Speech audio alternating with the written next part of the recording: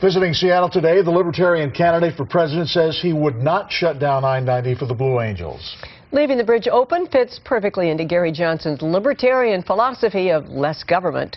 And King 5's Robert Mack sat down with Johnson today to talk about the campaign. Interesting issue, Robert. Yeah, you may not have heard much about Gary Johnson and his run for president, but the Libertarian candidate is here in Washington State, hoping to snag at least a few Ron Paul supporters. And when we sat down today, we naturally talked about those Blue Angels. We were just starting our interview with Gary Johnson when we heard that familiar sound. I would not have shut down that bridge. For the past 15 years, the Federal Aviation Administration has required the state to completely shut down I-90 as a safety issue. The Libertarian candidate says it's just one example of government going too far.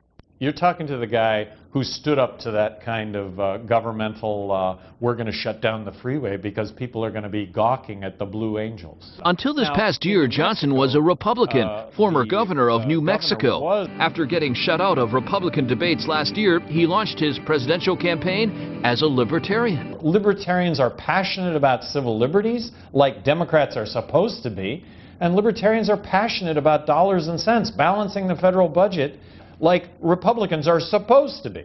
Well, let me talk about some of those issues. Your proposal is to abolish the IRS. That's right. Abolish the IRS, eliminate income tax and corporate tax, and replace it with one federal consumption tax. Consistent with his theme of less government and more liberty to do what you want, Johnson supports legalizing marijuana and same-sex marriage. And President Obama has said, let's leave this to the states. Well, 41 states have said that marriage is between a man and a woman, so effectively President Obama's statement doesn't do anything for marriage equality. This is what gives some conservative voters pause, because if you have a conservative-leaning voter, a libertarian-leaning voter who might agree with you on fiscal policy, on social issues, some of them have conservative values on traditional marriage. And this is the position that makes them uncomfortable. And so for those people that this position makes them uncomfortable, if this is a person's main issue, I'm not the guy to vote for.